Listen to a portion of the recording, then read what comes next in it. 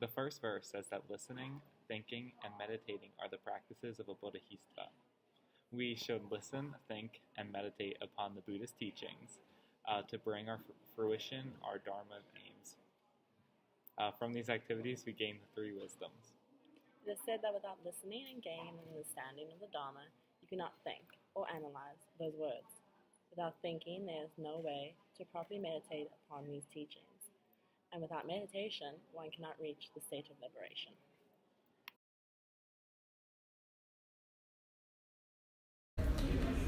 As shown here, there are two different students in a lecture hall.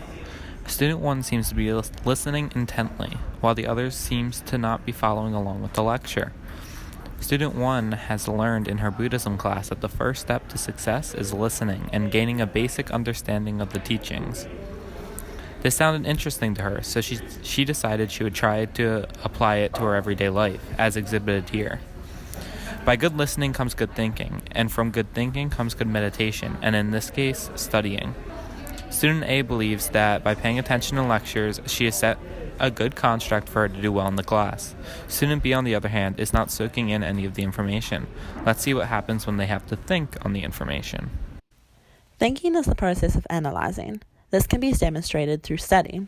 In this stage, we can try to discover whether the information we are learning is impermanent or not in our minds, and if we have really understood what we are learning.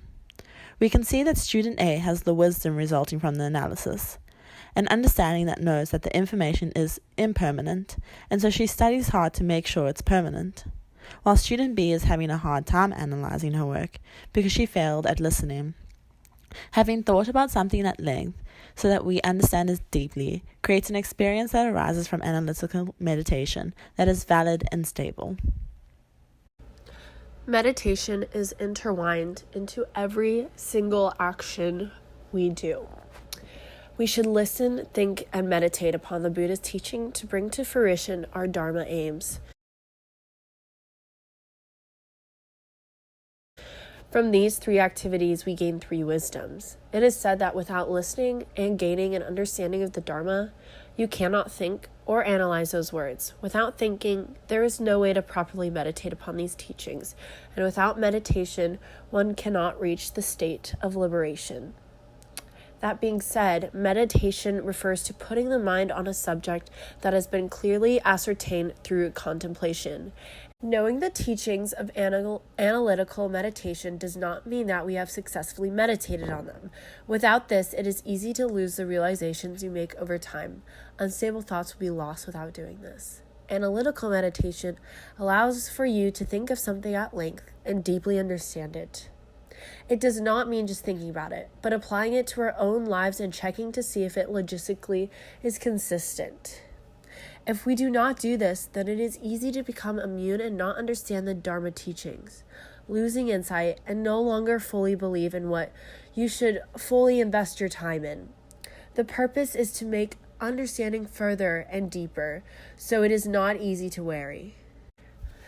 Glance meditation is when you know the structure of the gradual path so well that one is confident enough to go through each step thoroughly to develop these realizations. One can practice glance meditation every day to keep building on that and leave an imprint of the entire path on the midstream, and eventually have a thick enough layer and seeds to form the whole path. You think briefly and succinctly about all the paths and points and steps in their particular order. Glance meditation plants various seeds of realization in our mind stream. If you are new and not familiar with all these steps in the gradual path and their individual points, it is helpful to meditate on them in a summarized form with glance meditation. Then we can gradually go into more extensively and with analytical meditation.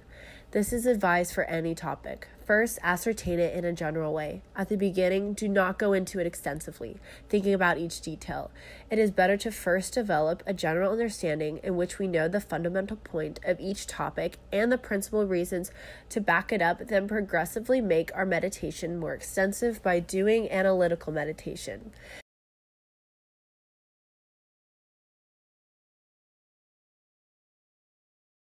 It is like painting a picture.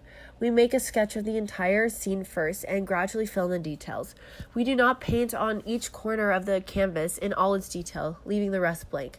Thus, in learning the Buddha's teachings, we first learn the summarized essential points, then learn all the topics in detail. Once we have gained experience in each topic, we can go through it in a concise way again because now it is easy and feeling can arise in our mind quickly. This can be good to do a general glance meditation, then do analytical on each parts. For the gradual path, analytical meditation should be done in order of the path.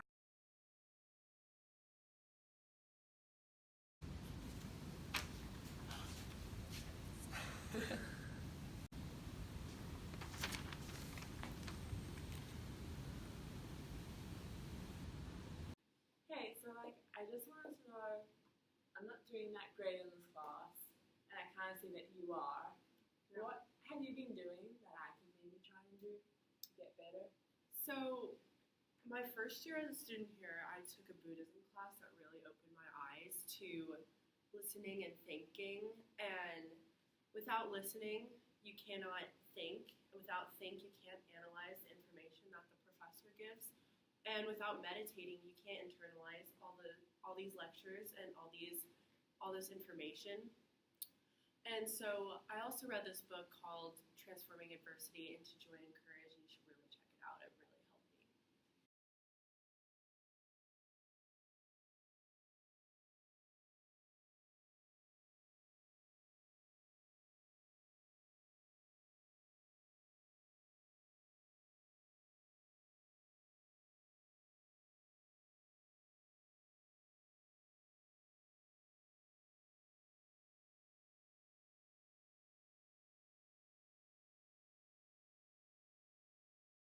How'd you do on the test? I got an A. Oh my god, me too!